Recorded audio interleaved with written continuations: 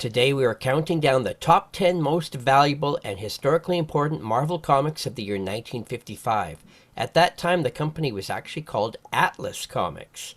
And so you'll have to refer to those at this time period. So looking at 1955, let's just do a quick comparison of the annual sales of all titles combined for DC and Marvel in 1955. You'll see that DC was overall selling more comics combined than Atlas was throughout the entire 1950s, and this would continue until the late 60s when finally Marvel would take over dominance of the comic book market once and for all.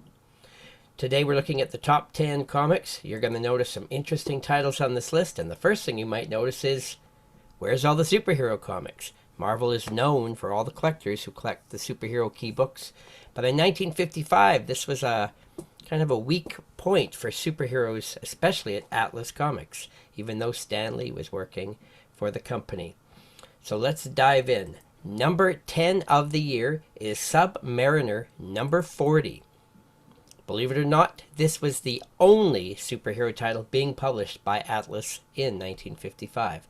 Submariner number 40, you'll see it features the Atlas Comics logo in the top left corner. Comics were 10 cents at this time. And Submariner creator Bill Everett actually worked on this issue, including the cover art.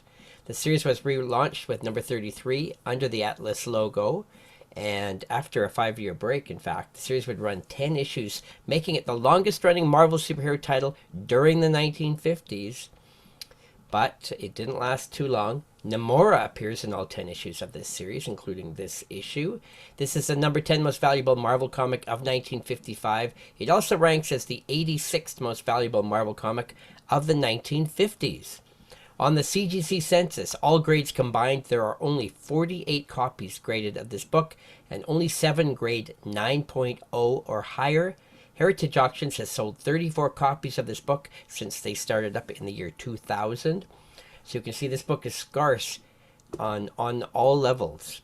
And even though this is an expensive book, the copies just aren't out there. Comics from the mid-1950s literally were not saved, and super high-grade copies are almost impossible to find. Using the Overstreet Annual Price Guide, comparing the past few years, you can see there is slow growth in all grades from low to high. The book simply is hard to find in all grades. And so $1,800 for a 9.2 raw copy is the current Overstreet Annual Price Guide, and it's going to keep sneaking up.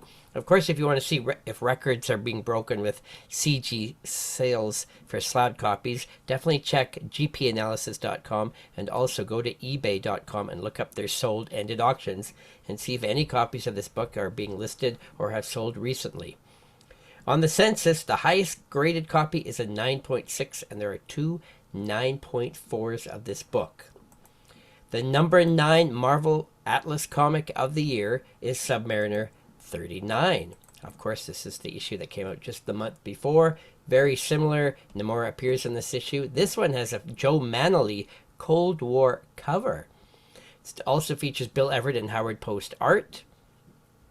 Ranks 85th of the year for most valuable comic. 53 copies graded, only 1 in the world graded 9.0 or higher. Heritage has sold 30 copies.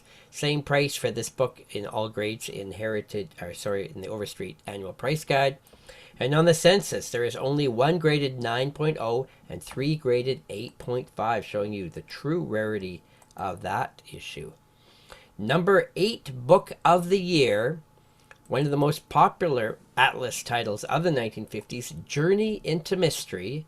At this time, it was a horror and suspense type of comic. This one features Joe Manley cover and art. Joe Kubert even worked on this issue. 8 of the year and 79th most valuable of the decade. Only 26 copies have ever been graded 3, 9.0 or higher. Heritage has only sold 8. This is a tough one to find. Classic ghoulish cover here.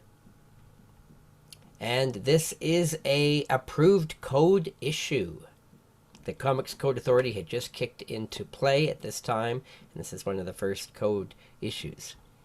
Looking at the Overstreet Price Guide, again, very small movement, but there is movement always year by year in all grades for this book. And there's only 1 9.2 and 2 9.0s existing of this book on the CGC census. The number 7 comic of the year, Submariner 38. This is the origin of Submariner's wings in this issue. Again, Namora appears in this issue. Number 7 of the year, 67 overall for the decade. 62 copies graded of this. A little more demand for this book being an origin issue. 2 copies grade 9.0 or higher. Heritage has sold 30 copies of this book. Overstreet Price Guide has a bit more movement on this one. Even in low grades, it's moving a little bit quicker. And therefore, this is a bit more expensive book. And on the census, there are 2 9.0s and 5 8.5s. And that is it. Number 6 of the year is Submariner 42. This is the final issue of the series, and believe it or not, this was the very last superhero comic published by Marvel until Fantastic Four #1 came out 6 years later. This is the last issue of the series. Namor appears for all 10 issues. Joe Manley cover again. Bill Everett interior art on this one. Number 6 of the year, 59 overall of the decade. CGC graded 61 copies. There are no copies graded 9.0 or higher on this book. Heritage has sold 24 of this copy of this book. Red background cover. Overstreet Price Guide, again, just a little bit of movement in all grades consistently year by year, which you're going to find that's the trend with all the key books of the 50s. These are so rare that they have a steady, small growth year by year. And on the census, the highest grade book is at 8.5, and there are 4 8.0s. Next on our list, and here we go, we finally changed title, Black Knight number 4. Nice cover. It's got the red background, Atlas logo in the corner. The Black Knight series has really heated up in the last year because the current Black Knight appears in the Marvel Eternals movie, creating demand for all early issues of Black Knight, no matter which version. And so prices have really jumped on all these issues of the Black Knight series from 1955.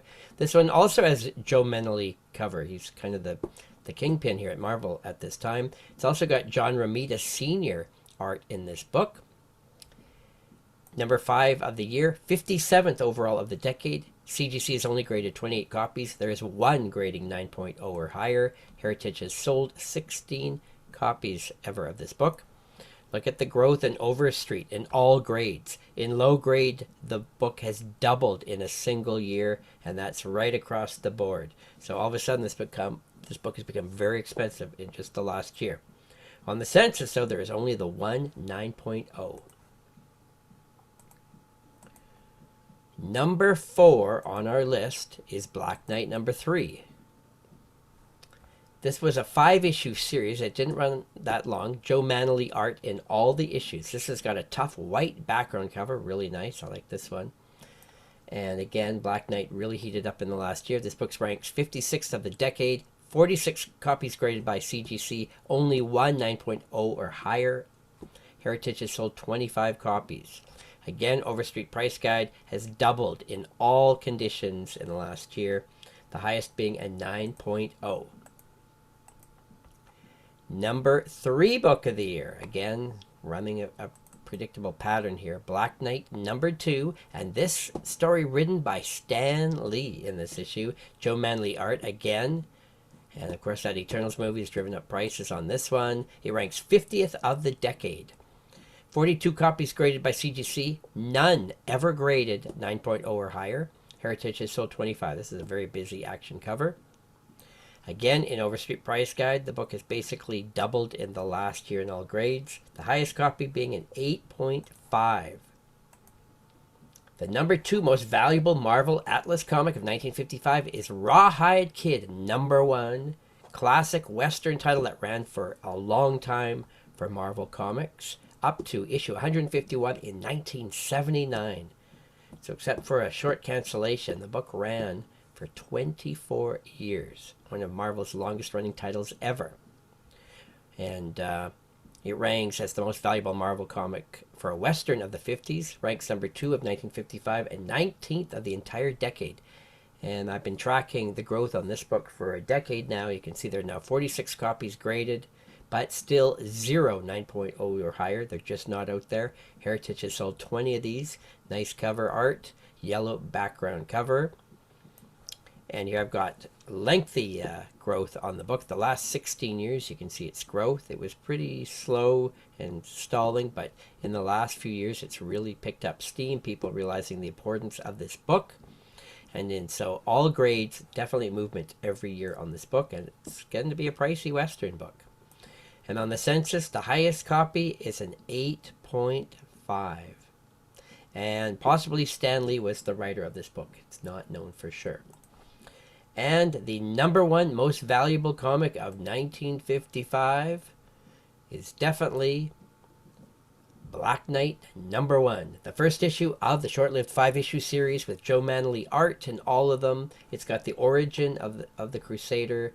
Again, demand up for this book a lot this year. It ranks as the 8th most valuable Marvel Atlas comic of the 1950s. 91 copies have now been graded by CGC, but yet no high-grade copies at all out there. Heritage has now sold 51. Tough black and yellow background cover. Again, it's doubled in just the last year, but even before that, this was a pricey key book for Marvel.